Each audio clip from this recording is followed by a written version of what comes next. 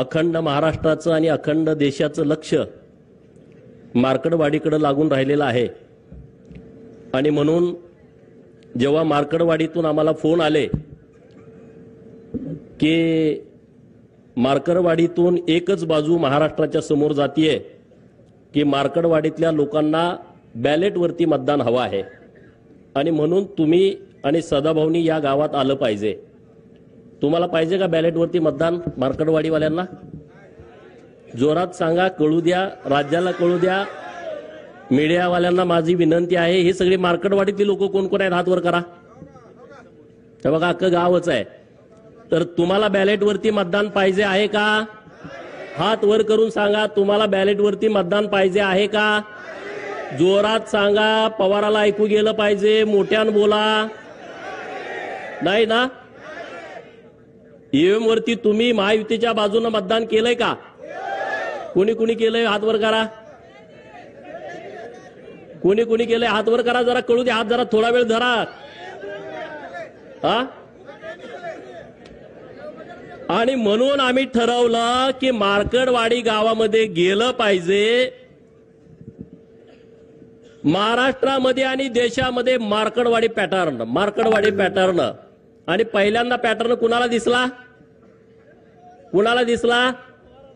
अरे हे माझं रक्ता मांसाचं गाव आहे, माझ्या पै पाहुण्यांचं गाव आहे, 90% इथं धनगर समाज राहतो।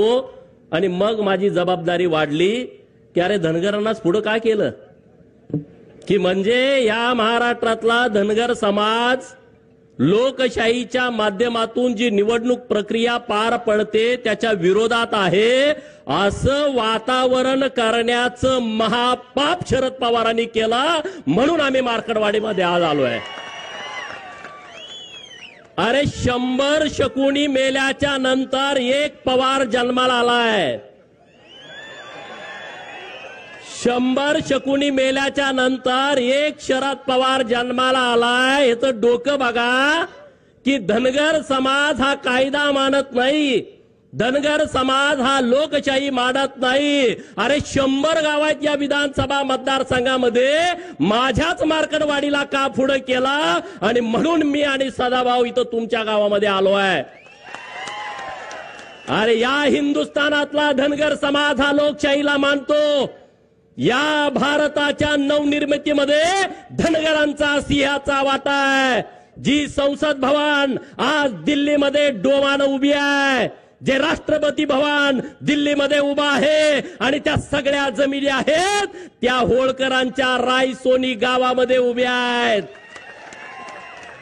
अरे ही लोकशाही मजबूत करण्यासाठी या होळकरांचा सिंहाचा वाटा आहे। आणि म्हणून पवारांचा डाव लाथानं उधळून टाकण्यासाठी आज आम्ही तुमच्या समोर आलो आहे। बरोबर आहे की चुकीचं आहे? हा का रे बाबा? पहिल्यांदा आम्ही राजीनामा देणार, दे की तुझ्या लेकीचा, ते लेकीचा राजीनामा। 4-5 महिन्यापूर्वी लोकसभेच्या निवडणुका झाल्या, 1 लाख 1.5 लाखांना निवडून आली आहे। दे तुझ्या त्या कर्जत जामखेडच्या नातबाचा 1100 मतांनी निवडून आलाय। दे त्या जयंत पाटलाचा, परवा आला होता ना जयंत पाटील इथं, तोंडावरती साथी आसरा घेऊन आला होता ना, दिसायला देखना राजबिंडा, तितकाच कपटी, तितकाच नीच, तितकाच जातीयवादी। दे ना त्याचा राजीनामा।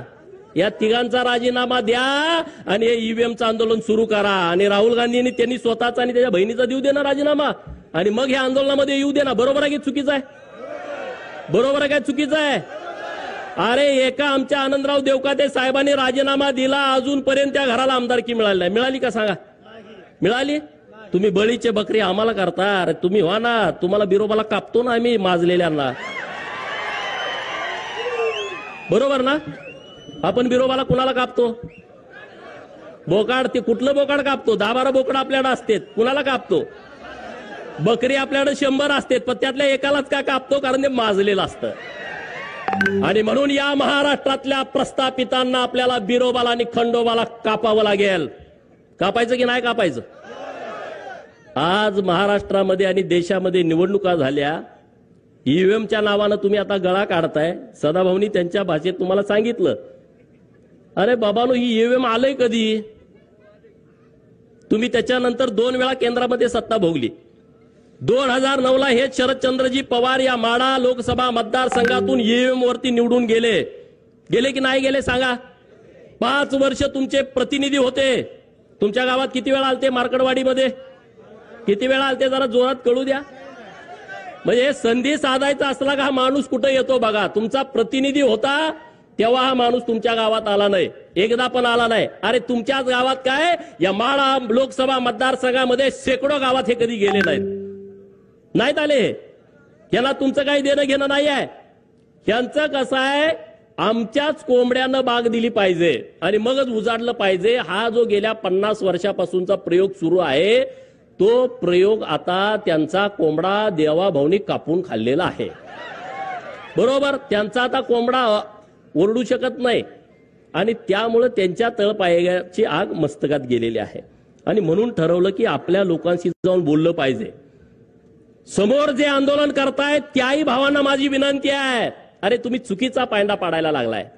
कुणासाठी तुम्ही आंदोलन करताय? कसलं आंदोलन करताय?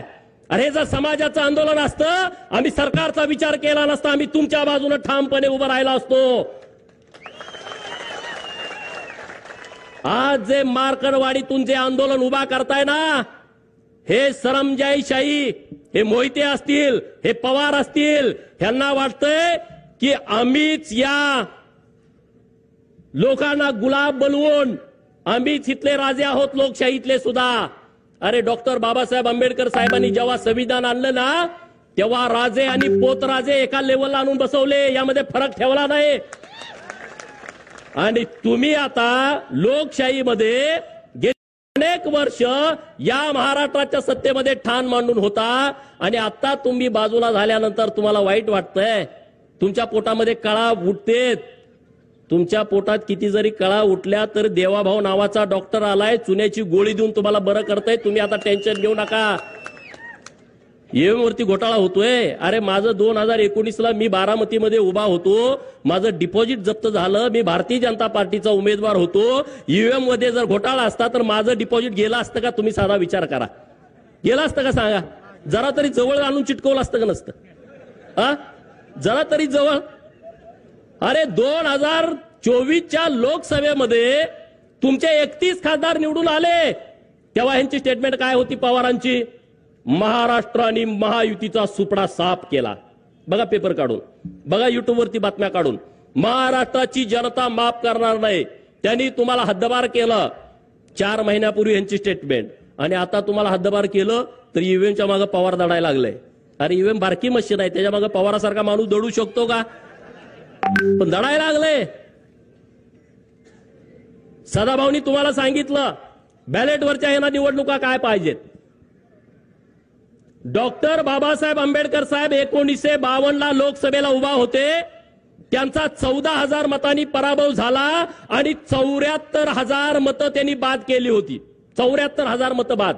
हे टगे लोक काय करायचे माहिती का? तुमचं बॅलेटवर आहे, दुसरी टिक मारली, बाद झालं. चिठ्ठी गिळून खाल्ली, विषय संपला. चिठ्ठी पळवून दिली, विषय संपला. आता यांना यात हस्तक्षेप करता येत नाही. आज हे मीडियामध्ये काय सांगतायत की अमेरिकेमध्ये सुद्धा ईव्हीएम वापरलं जात नाही. किती खोटं सांगायचं बघा. आज देशामधल्या अनेक राष्ट्रांमध्ये ईव्हीएम वरती निवडणुका होत आहेत. त्यामध्ये अमेरिकेमधले काही राज्य आहेत, त्यामध्ये ऑस्ट्रेलिया आहे, त्यामध्ये बेल्जियम आहे, Bulgaria, Switzerland, Canada, Mexico, Argentina, Brazil, Chile, Peru, Venezuela, Namibia, Nepal, Bhutan, Armenia, शेजारचा आपल्या बांगलादेश. आणि याच्यापेक्षा काय, जो राहुल गांधी तुमच्या गावामध्ये येणार आहे त्याच्या आजोळात इटलीमध्ये सुद्धा ईव्हीएम वरती निवडणुका होत आहेत. राहुल बाबाला माझा सवाल आहे, पहिला आजोळला जा, मामाच्या गावाला जा. जुक जुक जुक जुक आगे न गाडी, धुराच्या रेस्या हवेत काढी, पळती झाडे पाहूया आणि मामाच्या गावाला जाऊया. आमच्या लहानपणी आम्ही म्हणत होतो तू विमानात न जा. आणि इटलीमध्ये काय ईव्हीएम मधून मतदान होतंय याचा अभ्यास कर ना. किती या देशामध्ये खोटं पसरवायचं. आपल्याकडे एक म्हण आहे, खरं घरातून बाहेर पडेपर्यंत, चप्पल घालूपर्यंत खोटं गावभर हिंडून येतं. खरं घरातून बाहेर पडेपर्यंत चप्पल घालेपर्यंत खोटं गावभर हिंडून येतं. महाराष्ट्रामध्ये आणि देशामध्ये तसं झालंय. नरेंद्र मोदी साहेबांचं खरं चप्पल घालूच तर राहुल बाबाचं खोटं अक्कर देशभर पसरतंय. इकडं शरद पवार देवाभाऊचं खरं चप्पल घालूच तर बाहेर पडूच तर शरद पवारचं खोटा का महाराष्ट्रभर पसरतोय. असं झालं तसं झालं अमुक झालं तमुक झालं. अरे पारावरती गप्पा मारताना पवार साहेब लय खतरनाक माणूस आहे, पवार साहेब माणूस हुशार आहे. अरे आतापर्यंत शरद पवार हा विश्वासघातकी माणूस आहे हे सगळ्या लोकांना माहित होतं. कुणाकुणाला माहित नव्हतं हात वर करा. सगळ्याला माहित. कुणाकुणाला माहित होतं त्याने हात वर करा की शरद पवारांचं संपूर्ण राजकारण हे विश्वासघातावरती अवलंबून आहे. याबद्दल महाराष्ट्रातल्या कुठल्याच माणसाच्या मनामध्ये शंका नव्हती. का होती कुणाच्या मनामध्ये शंका? पण शरद पवार हुशार आहे असं सगळी माणसं म्हणत होती. शरद पवाराला अक्कल जास्त आहे, ती कधी काय करल सांगता येत नाही. हे म्हणणं तुमचं खरं होतं का नाही सांगा. पण मार्कडवाडीच्या पॅटर्न मध्ये पवारांनी लक्ष घातल्यानंतर पवार विश्वासघातकी आहेत हे सगळ्याला मान्य होतं. पण पवारांची अक्कल सुद्धा संपलेली आहे हे आता मार्कडवाडीच्या आंदोलनामधनं माहीत झालेलं आहे लोकांना. बरोबर ना? अरे बाबांनो, काय आंदोलन तुम्ही करताय? काय प्रक्रिया आहे तुम्ही समजून घ्या. या महाविकास आघाडीच्या नेत्यांना मी आणि सदाभाऊंनी आवाहन केलं होतं. मुंबईमध्ये महात्मा गांधींच्या पुतळ्यांच्या समोर बसून हे आवाहन केलं होतं की 2017 साली निवडणूक आयोगानं आवाहन केलंय, जर यामध्ये काही घोटाळा असेल तर तुम्ही समोर या आणि आम्हाला दाखवून द्या. 2017 पासून 2024 पर्यंत एकही माणूस तिथं ईव्हीएम मशीन हॅक होतंय याचा पुरावा घेऊन गेला नाही. आणि आम्ही सुद्धा आवाहन केलं होतं, तुम्ही कशाला असं खोटं सांगताय लोकांना? जर ईव्हीएम हॅक होत असेल, ईव्हीएम मध्ये सेटिंग झाला असेल तर तुम्ही सगळे समोर या आणि आम्हाला दाखवून द्या की ईव्हीएम मध्ये अशा अशा पद्धतीनं घोटाळा होतोय. एकही माणूस पुढे यायला तयार नाही. बक्षीस पण आम्ही जाहीर केलं. जयंत पाटील इथं आले होते परवा, त्याचा चेहरा बघितला, लय डिम पडलं होतं. अरे 22 तारखेला संध्याकाळी हा माणूस मुख्यमंत्री होणार म्हणून नव्या नवरी सारखा नटला होता, इकडं तिकडं फिरत होता की मुख्यमंत्री होणार. आणि सकाळी 11 वाजता गारद झाला, एकदम गडी डिम पडलाय. एकदम असा राजबिंडा गडी पण असा डिम पडलाय. आणि तो काय म्हणतोय, कार्यकर्त्याची मिटिंग घेऊन आपला विजय हा 61,000 मतांनी झालाय. निवडून किती मतांनी आलाय? 11,000. भाजपवाल्यांनी 50,000 मतं यात अगोदरच सेट केलेत. काय म्हणतोय? भाजपनं 50,000 मतं अगोदरच सेट केलेत. म्हणून मी आणि सदाभाऊनं घोषणा केली, जर जयंतराव पाटील बाहेरच्या देशामध्ये शिकलेले आहेत, इंजिनियर आहेत, त्यांनी जर हे सिद्ध केलं तर मी 50 रुपयाचं बक्षीस देईल आणि सदाभाऊ 51 रुपयाचं बक्षीस देईन. असं 101 रुपयाचं बक्षीस आम्ही जाहीर केलंय. लायकीप्रमाणे बक्षीस द्यावं लागतं म्हणून 101 रुपये. दुसरा कोणी हॅकर असेल तर त्याला 11 लाख रुपयाचं आमचं वेगळं बक्षीस आहे. त्यानं जर त्याच्या बुद्धिमत्तेनं हॅक केला तर काय प्रकार आहे? किती खोटं बोलायचं, लोकांना किती खोटं सांगायचं. जयंत पाटलांना ही प्रक्रिया माहित नाही ईव्हीएमची, शरद पवारांना ही प्रक्रिया माहित नाही. मी आवाहन करतो मार्कडवाडीतून, शरद पवारांनी राष्ट्रवादी काँग्रेसच्या खासदारांचं, राष्ट्रवादी काँग्रेसच्या आमदारांचं एक प्रशिक्षण घ्यावं आणि या देशामध्ये निवडणुका कशा होतात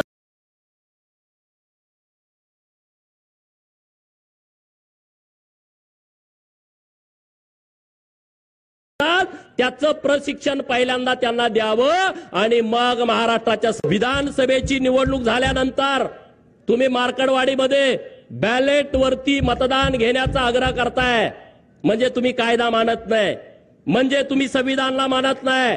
शरद पवाराचा हम करे सो कायदा सुरू आहे, ते देशामध्ये संविधानाला मानत नाहीत. अरे साधं गणित आहे. लोकप्रतिनिधी अधिनियम आहे 1951, कलम 19A, कलम 20 आणि कलम 20A काय म्हणताय की या देशामध्ये निवडणूक घेण्याचा अधिकार फक्त इलेक्शन कमिशन ऑफ इंडियाला आहे किंवा त्यांच्या लोकांना आहे. याच्या व्यतिरिक्त दुसरा माणूस निवडणूक घेऊ शकत नाही.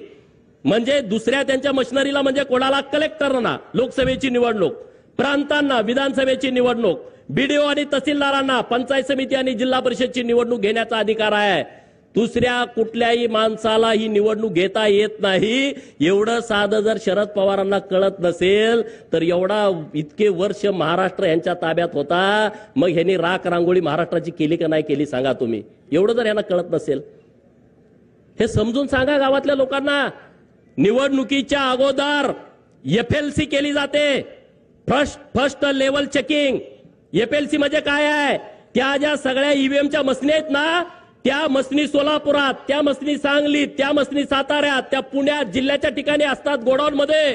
तिथं प्रत्येक पक्षाचा प्रतिनिधीला बोलवलं जातं. भाजपा, राष्ट्रवादी, शिवसेना, उद्धव सेना, शरद पवारची राष्ट्रवादी, काँग्रेस, छोटे पक्ष, बसपा असेल, माकप असेल, सेकाप असेल, रासप असेल, रिपाई असेल, रयत संघटना असेल, या सगळ्या पक्षाच्या प्रतिनिधीला बोलावलं जातं आणि तिथं फर्स्ट लेवल चेकिंग केलं जातं. म्हणजे काय केलं जातं? तुमच्या विधानसभा मतदारसंघामध्ये जेवढ्या मशीनी आहेत, जेवढे बूथ आहेत, त्या मशीनीपैकी 1% मशीनवरती 1200 मतदान पोलिंग करून घेतली जातात. किती? 1200 मतदान तुमच्या समोर. आणि मग ते चेक केलं जातं हे 1200 मतदान पडले का. परत 2% मशीनी त्यातल्या घेतल्या जातात, त्यामध्ये 1000 मतदान चेक केलं जातं. 1000 वेळा मतदान द्यायचं आणि ते चेक करायचं त्यालाच दिलंय का. आणि मग तिसऱ्या वेळा परत 2%, त्यामध्ये 500 मतदान द्यायचं. हे 2%, 2% आणि 1%, 5% झालं. आणि राहिलेल्या सगळ्या मशीनीवरती, एका मशीनमध्ये 16 उमेदवार असतात, त्या प्रत्येक मशीनीवरती 6 प्रत्येक उमेदवाराला मतदान द्यायचं आणि ते चेक करायचं. हे चेक त्यांच्या समोर करायचं आणि त्यांनी सह्या करायच्या सगळ्या प्रतिनिधीने. आणि मग जेव्हा ही मशीन आपल्या गावात येते ना बूथवरती, तिथं आल्यानंतर आपल्या सगळे आपण मतदान प्रतिनिधी असतो, त्यांच्या समोर प्रत्येक मशीनवरती 50 मतदान करून घ्यायचं. किती? येड्यात कुणाला काढताय? अरे आमचा मेंढका सुद्धा हुशार झाला पवाराच्या पार्टीच्या लोकांनो. मेंढक्याला सुद्धा अक्कल आली. अरे उद्या आमचा मेंढका जर आमदार झाला तर तुमच्यापेक्षा चांगलं काम करू शकतो. पण तुम्ही लोकांची दिशाभूल करताय, लोकांना फसवताय, लोकांना खोटं सांगताय. पवारांना माझं आव्हान आहे, मार्कडवाडी पॅटर्न पवारांना का जवळचा वाटतोय? मी मीडियामध्ये पण सांगितलं, पवारांना अट्रॅक्शन मार्कडवाडीचं का आलं, राहुल गांधींना अट्रॅक्शन मार्कडवाडीचं का येत आहे, तर त्याचं कारण मित्रांनो वेगळं आहे. नानाभाऊ आपले यायला लागलेत पाणी करायला. त्यांचं काय वेगळं गणित आहे की या देशातली जनता नरेंद्र मोदी साहेबांना परत 2029ला पंतप्रधान करणार आहे. तुमचं काय मत आहे? तुमचं काय मत आहे? हे लोकमत आहे, बरोबर की नाही बरोबर? नरेंद्र मोदी साहेब परत 2029ला पंतप्रधान होणार आहेत. आता देवाभाऊ 5 वर्षासाठी महाराष्ट्रात मुख्यमंत्री झाले. किती जरी तुम्हाला वाईट वाटलं तर आता त्याला नाइलाज आहे. पवारांच्या पार्टीचं जातीवाद्यांचं म्हणणं काय होतं महाराष्ट्रातल्या माहित आहे का? महाराष्ट्रात महायुतीचं सरकार यायला नाही पाहिजे. बघा पहिली यांची इच्छा मोहितेंची काय, महाराष्ट्रात महायुतीचं सरकार नाही आलं पाहिजे. महाराष्ट्रात जर महायुतीचं सरकार आलं तर भाजपचा मुख्यमंत्री झाला नाही पाहिजे. दुसरी इच्छा. तिसरी इच्छा काय, जर भाजपचा मुख्यमंत्री झाला तर देवाभाऊ झाला नाही पाहिजे. अरे आमचा मसोबा, बिरोबा, खंडोबा, धुळोबा, मकुबाई, नीनाबाई ही सगळे आमचे देव जागे आहेत रे. तिथला बहुजन जागा आहे गावगाड्यातला. गावगाड्यातल्या लोकांनी डोळं उडून बघितलं की बाबानो हे देवाभाऊच का लागते, नरेंद्र मोदी साहेब का पाहिजे. ईव्हीएम हॅक केली, ईव्हीएम हॅक केली. होय ईव्हीएम हॅक केली दिवाण सर, पण कुणी केली? लाडक्या बहिणीने हॅक केली. 1500 रुपये माझ्या बहिणीला दिले. सुप्रिया सुळे काय म्हणाल्या, 1500 रुपयात काय होतंय? बातमी बघितली होती ना टीव्हीवरती. 1500 रुपयात काय होतंय? मी सांगितलं, चॅनेलवाल्यांनी मला विचारलं ताई असं बोलतात की 1500 रुपये मध्ये काय होतंय. मी त्या चॅनेलवाल्यांना सांगितलं हे 1500 रुपये मुंबईमध्ये ताज हॉटेलला बसून 1500 रुपयाची कॉफी पिणाऱ्यासाठी नाहीत. हे 1500 रुपये ट्रायडंट हॉटेलला 1000 रुपयाचा चहा पिणाऱ्यासाठी नाहीत. 2-3 लाखाचा गॉगल घालणाऱ्यांच्यासाठी हे अजिबात नाही आहे. ज्यांच्याकडे 1.5-2-3 लाखाची पर्स आहे अजिबात नाही. ज्यांच्या पायामध्ये 1.5 लाखाचा, 50,000चा, 1 लाखाचा उंची सॅन्डल आहे त्यांच्यासाठी नाही. लिपस्टिक वाल्यांच्यासाठी नाही. हे कुणासाठी आहे? मार्करवाडीमध्ये जी माझी बहीण रानामध्ये काम करते आणि तिच्या अंगामध्ये ताप आला, कणकणी आली, थंडी आली आणि तिच्याकडे 50 रुपये इंजेक्शनासाठी नाही, त्या माझ्या बहिणीसाठी ही योजना आहे.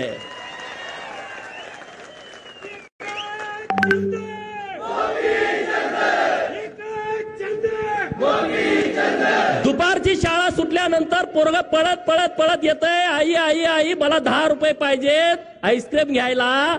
आणि जेव्हा आई घरामध्ये जाते, डब्यामध्ये बघते, गाडीमध्ये बघते, चुलीजवळ बघते, तिच्याकडे 10 रुपये नाहीत आणि म्हणून तिच्या डोळ्यात पाणी येतंय की मी माझ्या लाडक्या पोराच्या हातामध्ये खाऊसाठी 10 रुपये देऊ शकत नाही. त्या लाडक्या बहिणीसाठी ही आमची योजना आहे.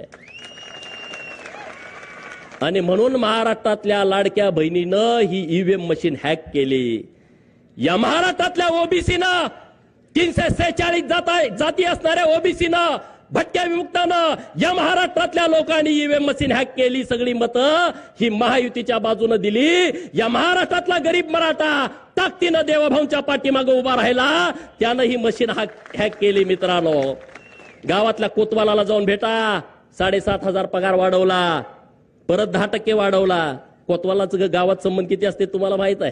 कोतवालाच्या पुढे कोण जाते का? नाहीतर उतारा उलटा पालटा करून टाकते. या महाराष्ट्रातल्या कोतवालांचा 7,500 पगार वाढवला. त्या कोतवालांनी आमच्या बाजूने मतदान केलं, त्यांनी ईव्हीएम मशीन हॅक केली. गावातल्या पोलीस पाटील इथं कोण आहे का? पोलीस पाटील 8,500 मानधन वाढवलं या महाराष्ट्रातल्या पोलीस पाटलांचं. मग police Patil EVM machine hack करायचं सोडल का सांगा? 5 वर्ष आंदोलन करत आम्हाला हे द्या, आम्हाला द्या, कुणी काय दिलं नाही. देवाभाऊनी 8,500 वाढवून टाकले. पोलीस पाटलाला पै पाहुणे नातेवाईक असते की नाही? पाटील गावात रुबाबदार असते, दिलं नसतंय काम पाटलाचं. पाटलाच्या नातेवाईकांनी मशीन हॅक करून टाकली. सगळे महायुतीच्या बाजूने मतदान करून टाकलं की नाही टाकलं सांगा? होमगार्ड पोरं आंदोलन करतेत, 180 दिवस आम्हाला काम द्या आणि आमच्या मानधनात दुप्पट वाढ करा. कधीच कुणी केली नाही. देवाभाऊने केली, दुप्पट वाढ करून टाकली. पोलीस ड्रेसमध्ये असणारा माझा होमगार्ड भाऊ खुश झाला, त्यानं ईव्हीएम मशीन हॅक केली. 1 रुपयामध्ये विमा. त्या द्राक्ष बागायतदार शेतकऱ्याला विचारा, त्या डाळिंब बागायतदार शेतकऱ्याला विचारा, त्या ऊसवाल्याला विचारा, त्या कापूसवाल्याला विचारा. 1 रुपयामध्ये विमा. अरे शेतकरी खुश झाला. 0 लाईट बिल, शेतकरी खुश झाला. मी विचारलं शेतकऱ्यांना प्रचाराला गेल्यावर, किती वीज बिल होतं तुमचं? म्हणला 5 लाख. घेतल्यापासून भरलंच नाही. 3 लाख, 2 लाख. मग तो काय पवारच्या बाजून मतदान करेल का? सांगा ना. ज्याचं लाईट बिल 3 लाख, 4 लाख, 5 लाख माफ झालं, तो पवारांच्या बाजूने मतदान करेल का? नाही करणार. त्यानं ईव्हीएम मशीन हॅक केली. ही बोंबलत सुटले ईव्हीएम मशीनच्या नावानं. ह्या लोकांनी मशीन हॅक केली. मित्रांनो, या राज्यामध्ये पहिल्यांदा मेंढपाळाला चराई भत्ता द्यायचा निर्णय सरकारनं घेतलाय. जातोय ना मेंढराकडं, फॉरेस्टवाला म्हणतोय तुला येऊ देत नाही. म्हणलं राहू दे, येऊ देत नाही तर पैसे दे रान घ्यायला. आणि सरकारनं निर्णय केला, एका मेंढपाळाला एका महिन्याला 6,000 रुपये, 4 महिन्याचे 24,000 रुपये. त्या मेंढक्यानं ईव्हीएम मशीन हॅक केली. महाराजा यशवंतराव होळकर महामेश योजना आली आहे, त्या मेंढक्याला त्याचा लाभ होतोय. त्यानं तुमची ईव्हीएम मशीन हॅक केली आहे. या महाराष्ट्रातल्या गरीबाची पोरं प्रत्येक जिल्ह्याला 100 मुलं मराठा समाजाची, 100 मुली मराठा समाजाच्या हॉस्टेलला राहत आहेत. 100 मुलं ओबीसीची, 100 मुलं ओबीसीच्या मुली. त्या हॉस्टेल चालू केली. त्यांच्या आई वडिलांनी ईव्हीएम मशीन हॅक केली आहे. ही ईव्हीएम मशीन त्यांनी हॅक केलेली आहे. या महाराष्ट्रातल्या सगळ्या मुलींचं उच्च शिक्षण सरकारनं मोफत केलं. मेडिकलचं, इंजिनिअरिंगचं, B.Pharm, D.Pharm. त्या मुलीच्या आई वडिलांनी, आजोबांनी, पंजोबांनी ही ईव्हीएम मशीन हॅक केली की नाही सांगा? या देशातल्याने महाराष्ट्रातली 73 मंदिरं आपल्या सरकारच्या माध्यमातून 60 वर्षाच्या वरचे जे आपले आई वडील आहेत त्यांच्यासाठी मोफत दर्शन सुरू केलं आहे. केदारनाथला जावा, अमरनाथला जावा, तुम्ही कुठेही जा, काशीला जावा. हे सगळं त्या भाविकांनी मशीन हॅक केली आहे. 50% सूट घेऊन ज्या भगिनीनं एसटीचा प्रवास केलाय, कुणी केलाय प्रवास 50% सूट मध्ये, हे काय माझ्या सगळ्या बहिणी आहेत, या बहिणींनी ती मशीन हॅक केलेली आहे. महाज्योतीच्या माध्यमातून या महाराष्ट्रातल्या ओबीसींची हजारो पोरं तहसीलदार झाली, प्रांत झाली, PSI झाली, DYSP झाली, कलेक्टर झाली, SP झाली. त्या बहुजनांच्या पोरानं ओबीसीच्या पोराच्या आई वडिलांनी मशीन हॅक केलेले आहे. 22 पोरं महाज्योतीच्या माध्यमातून वैमानिक झाली. अरे पवाराला कधी कळलं होतं का? कुंभाराचं, सोनाराचं, सुताराचं, लोहाराचं पोरग वैमानिक झालं आणि त्याचा सगळा खर्च माझ्या सरकारनं महाज्योतीच्या माध्यमातून भरलाय. त्याच्या पै पाहुण्याने ही मशीन हॅक केली आहे. एक सांगू का अनेक सांगू, किती गोष्टी तुम्हाला सांगू? या सगळ्या मशीनी हॅक झालेत का नाही? हे केंद्राच्या आणि राज्याच्या योजनेतून हॅक झालेल्या आहेत. आणि त्यामुळे तुम्ही नुसत्या बोंबा मारू नका. तुम्ही किती जरी बोंबा मारल्या तर त्याचा उपयोग होणार नाही. अरे मार्करवाडीचं आंदोलन झालं, आतापर्यंत शरद पवारांनी कारखाना हायजॅक केला हे मला माहित होतं. आतापर्यंत शरद पवारांनी रयत शिक्षण संस्था हायजॅक केली हे मला माहित होतं. सूतगिरण्या हायजॅक केल्या हे मला माहित होतं. यशवंत चव्हाण प्रतिष्ठान ते हायजॅक केलं माहित होतं. पण हा लबाड लांडगा मार्करवाडीचं आंदोलन पण हायजॅक करतोय याचं मला विशेष वाटलं. अरे तुमचं आंदोलन पण त्यानं पळवून नेलं. पवारांच्या नावावर ते आंदोलन पडलंय. आणि म्हणून मार्करवाडीतल्या सगळ्या लोकांना माझं आव्हान आहे, उद्या तुम्ही बसा. हे राजकारण जाऊ द्या बाजूला. हे विधानसभेचा विषय नाही आहे, हे माळशिरस तालुक्याचा विषय नाही. अरे महाराष्ट्राला चुकीच्या पद्धतीनं दिशा देण्याचा प्रयत्न, भारताला चुकीच्या पद्धतीनं दिशा देण्याचा प्रयत्न या मार्करवाडीच्या आडून केला जातोय. तो इथल्या लोकांनी खपवून घेतला नाही पाहिजे. हे चुकीच्या लोकांना तुम्ही खतपाणी घालताय. ज्यांची माती झाली आहे, ज्यांचं स्मशान वाटा झालाय, त्या लोक हे चुकीच्या पद्धतीनं आंदोलन हाताळतायत. आणि मुंबईमध्ये बघितलं हे कसं आहे बघा प्रकरण. मार्करवाडीमध्ये प्रशासन गैरवापर करताय म्हणून आम्ही आमदारकीची शपथ घेत नाही. पहिल्या दिवशी तुम्ही बघितलं का? पहिल्या दिवशी काय केलं? आमदारकीची आम्ही शपथ घेत नाही. मग आता दुसऱ्या दिवशी यांनी काय घ्यायची सांगा? बरोबर ना? तुम्हाला पसंत नाही, तुम्ही ईव्हीएमच्या विरोधामध्ये आहे, तर तुम्ही पहिला राजीनामा दिला पाहिजे ना. तुम्ही पहिला राजीनामा देऊन टाका ना सगळेजण सरसकट. तुमच्या कुणाच्या तरी सांगण्यानं बॅलेटवरती निवडणुका होतात.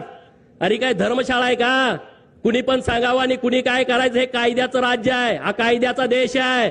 जे संसदेमध्ये चालतंय, जे महाराष्ट्राच्या विधानसभेमध्ये कायदे होतात त्या पद्धतीनं हा देश चालतो. पवारांनी सांगण्यावरून आणि त्यांच्या बगलबच्च्यांच्या सांगण्यावरून हा देश चालत नाही. राहुल गांधीच्या सांगण्यावरून हा देश चालत नाही. ज्यांना ही प्रक्रिया मान्य नसेल त्यांनी राजीनामे द्या आणि मग तुम्ही आंदोलन सुरू करा. नुसतं करंगळी कापून शहीद झाल्याचा आव आणू नका. ज्यांना कोणाला द्यायचं आहे ना, आज दिल्लीमध्ये तिथं सुप्रिया सुळेंनी ओम बिर्ला साहेबांना जाऊन भेटावं अध्यक्षांना आणि तिथं तात्काळ राजीनामा द्यावा. ईव्हीएम वरती माझा विश्वास नाही आणि म्हणून मी राजीनामा देत आहे आणि मी माझ्या बाबाच्या सोबत आंदोलनात उडी घेत आहे. राहुल गांधी आणि प्रियांका गांधींनी ओम बिर्ला साहेबांना भेटावं आणि डायरेक्ट राजीनामा द्या ना. मीडियाच्या समोर काय राजीनामा देत आहे? आणि रोहित पवार, जयंत पाटील यांनी उद्याच्या उद्या कालच राहुल नार्वेकर साहेबांचे अध्यक्ष म्हणून निवड झालेली आहे, त्यांच्याकडे पहिल्यांदा जाऊन राजीनामा द्यावा. जर उद्या यांनी राजीनामा दिला नाही तर परत ईव्हीएमच्या विरोधात थोबाड उचकायचं नाही. बरोबर ना? बरोबर का चूक आहे? तुम्हाला करायचंय तर खरंच करून टाका ना. नाटक कशाला करताय? नाटक करू नका. तुम्हाला जे काम करायचंय ते तुम्ही एकदम बिनधास्त करा. मला एका मित्राचा सकाळी मेसेज आला आणि त्याला असं त्यामध्ये लिहिलं होतं, मला महाराष्ट्रात मविआचे सरकार येईल अशी पवारांना होती आशा. महाराष्ट्रामध्ये मविआचं सरकार येईल अशी पवारांना होती आशा, परंतु मार्करवाडीकरांनी त्यांच्या तोंडात घातल्या माश्या. महाराष्ट्रात मविआचं सरकार येईल अशी पवारांना होती आशा, परंतु मार्करवाडीकरांनी त्यांच्या तोंडात घातल्या माश्या. पवारांच्या राजकीय जीवनाचा केला तमाशा, म्हणून पवार वाजवत आहेत ईव्हीएमचा ताशा. बरोबर ना? अरे अहमदनगरचं नाव बदललं, पुण्यश्लोक अहिल्यानगर केलं. मार्करवाडीतल्या लोकांना काय आनंद झाला असेल का नसेल? झाला की नाही झाला? अरे मग त्यांनी मतं दिली असतील ना. मोहितेच्या विरोधामध्ये लढायचा डीएनए इथल्या लोकांचा आहे. सीताराम अण्णा वाघमोडेंच्या पासून एसबी अण्णांच्या पर्यंत आहे की नाही? आहे की नाही? मग ते काय लगेच बदलतेत वर? एवढे काय गुलाम झालो का आम्ही? आमच्यात पण काय रग आहे की नाही? रामभाऊच्या डोक्यात तोच विषय आहे, दुसरा विषयच नाही.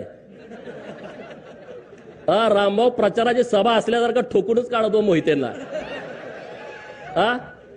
अरे रामभाऊ सारखा पोरगा, माझ्यासारखा पोरगा, हे भाजपमुळे आमदार झालो आम्ही. आम्हाला केलं असतं का सांगा? हा, आम्हाला आमदार केलं असतं? अरे आमची शिफारस करायला माणूस नाही. जी कोण जाईल ते उलटच सांगते, जी कोणी जाईल ते उलटच सांगते. मला सदाभाऊला मी, आम्ही दोघच आहे. सदाभाऊला म्हणतात गोपीचंदला कशाला नादाला लागतोय, मला म्हणत नाहीत, त्याला माहित आहे. अरे बाबांनो, रामभाऊने एक विषय मांडला की रणजितसिंह मोहितेंनी राजीनामा द्यायला पाहिजे. खरंच त्यांना जर लाज वाटत असेल ना,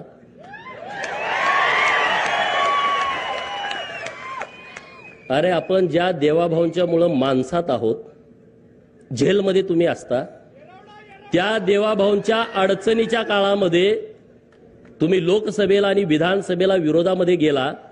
नितेश राणेंचं टाळ्या वाजवून जरा अभिनंदन करा. मी एक कहाणी तुम्हाला सांगणार आहे. नारायण राणे हा एकदम कडवा माणूस आहे, बरोबर, रगेल आहे. पोरं त्यांच्या पुढची रगेल निघाले. परवा देवाभाऊंचा गटनेतेपदी जेव्हा निवड झाली विधिमंडळाच्या, तेव्हा सदाभाऊ, त्यांच्या बाजूला मी, माझ्या बाजूला नितेश राणे, नितेश राणेच्या बाजूला रणजित मोहिते बसले होते सेंट्रल हॉलला. नितेश राणे साहेबांना ते दिसले, म्हणजे अरे तू कसं काय इथं आलायस? हे खरी परिस्थिती. अरे तुला काय लाज लज्जा वाटत नाही का? नाही नाही, ते रामभाऊनं आमच्या खानदानाची आयभन काढली. अरे तुझे कुठं, तू खानदान सगळं जेलमध्ये असतं तुझं म्हणले. तू काय सांगतोय रे म्हणले? देवाभाऊंच्या विरोधात गेला, चाल पाहिला निघ. 4 दिवसापूर्वी गेलं ते उठूनच गेलं. आता ह्याच्यापेक्षा काय सांगायला लागतंय का? सेंट्रल हॉलमध्ये जर कॅमेरा असेल, मला माहित नाही कॅमेरा आहे का नाही तिथं, पण तिथं ते झाडलं, बाकीचे पण आमदार इकडे तिकडे कावऱ्या बावऱ्या बघायला लागले. वाघाच्या पोटी वाघ जन्माले तशी ती आहेत. ठोकून काढला. अरे म्हणले देवाभाऊ आमच्यासाठी महत्वाचा आहे, कुठलं काय काढून बसलाय, घराचं बोललं न्यायचं बोलला. ही सगळी स्वप्नात होती. हे जे प्रस्थापित आहेत ना, प्रस्थापित नावाची जी जात महाराष्ट्रात आहे का नाही, त्यांच्या छाताडावरती नाचायला पाहिजे तुम्ही आम्ही सगळ्यांनी.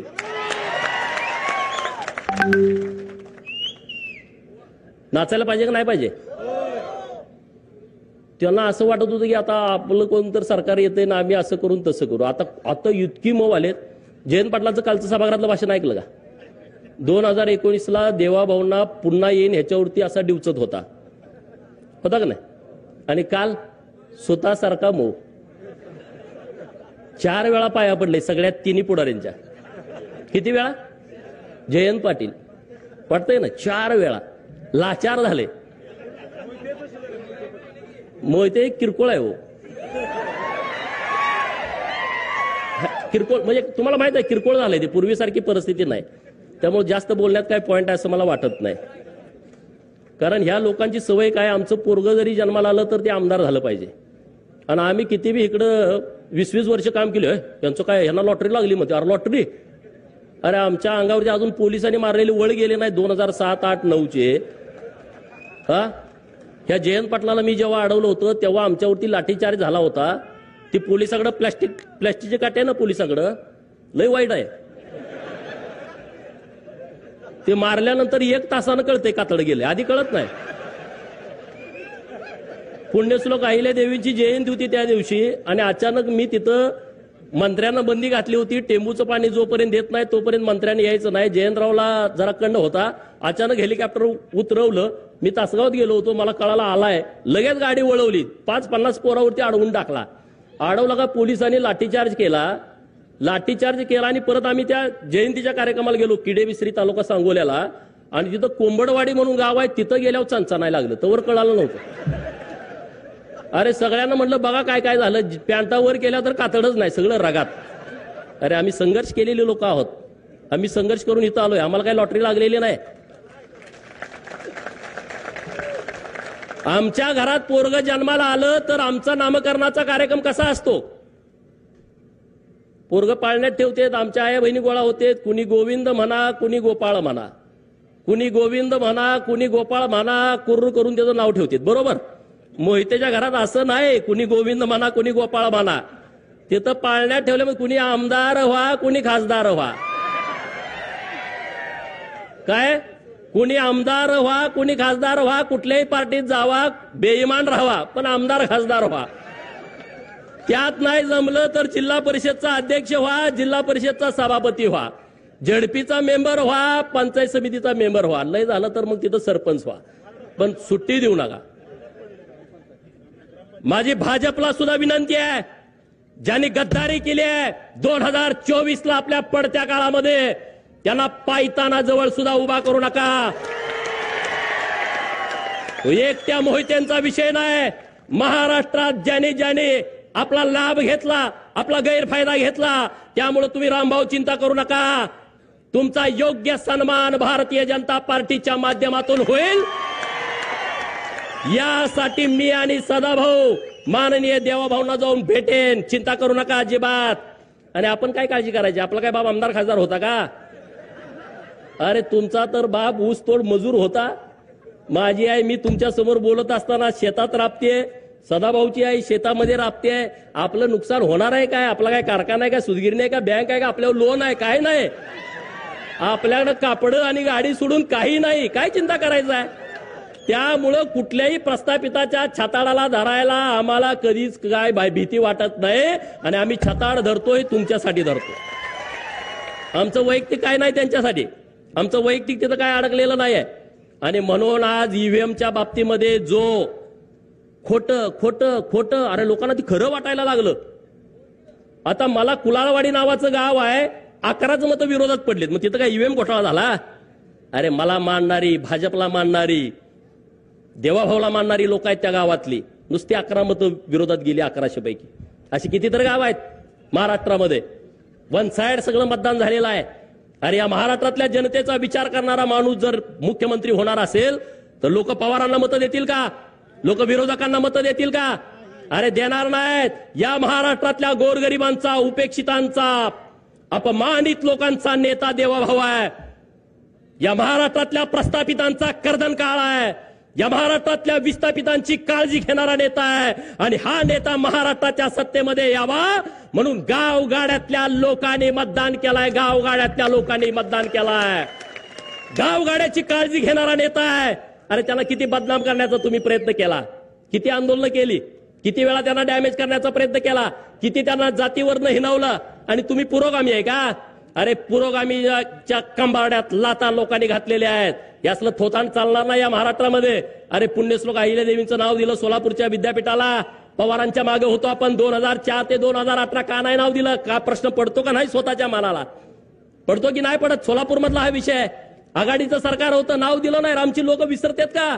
नाहीत विसरत. आणि म्हणून मार्कडवाडीतली गावातली लोक ताकदीनं महायुतीच्या सोबत उभा राहिली, नरेंद्र मोदी साहेबांच्या सोबत उभा राहिली, देवाभाऊंच्या एकनाथ शिंदे साहेबांच्या सोबत उभा राहिली. आणि पुढे सुद्धा तुम्ही ताकदीनं उभं राहा.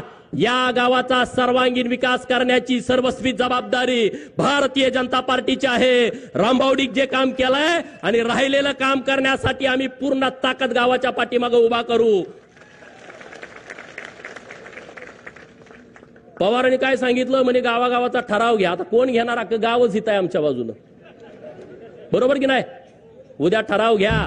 शरद पवारांनी लिहा त्यामध्ये, बारामतीचे बिन चिपळ्याचे नारद मुनी शरद पवारांनी आमच्या गावामध्ये येऊन भांडणं लावण्याचा प्रयत्न केला, त्याचा आम्ही निषेध करतो. आणि हे गाव ईव्हीएम मध्ये जे मतदान केलेलं आहे ते महायुतीला आम्ही मतदान केलेलं आहे असा उद्या ठराव घ्या. सगळ्याच्या सह्या घ्या आणि त्या बारामतीला पाठवून द्या. मीडियाला सगळ्या पाठवून द्या. द्याल का? जमल का तुम्हाला? हे भिवू नका कुणाला, मी आहे ना तुमच्या बरोबर. एक छंद, एक छंद. अरे मला किती वेळा म्हणते हाणतो, तोडतो, मारतो. काय तोडलंय का?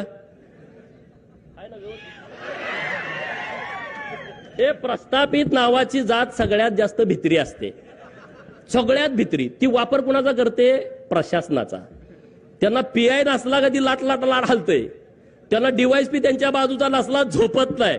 तहसीलदार विरोधातला आला दचकून उठतंय निम्या रात्री. हे प्रशासनावरती चालतंय. हे घाबरट लोक असतात. सदाभाऊ मी काय उगाच पुढे आलोय काय? अरे आम्ही कुणाला पण अंगावर घ्यायची आमची तयार आहे. कुणाला पण सांगा.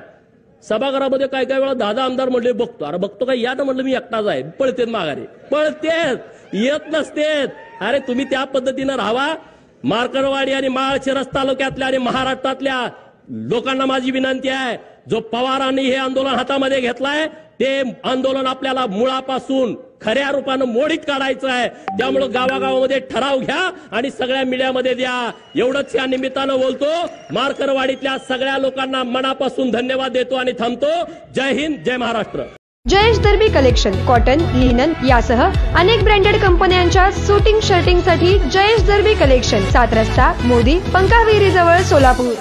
छोटे फंक्शन के लिए Mayur classic AC banquet hall मिलेगा सिर्फ 10,000 रुपयों में। Mayur classic AC banquet hall, जुड़े Solapur. Management by spice and ice events.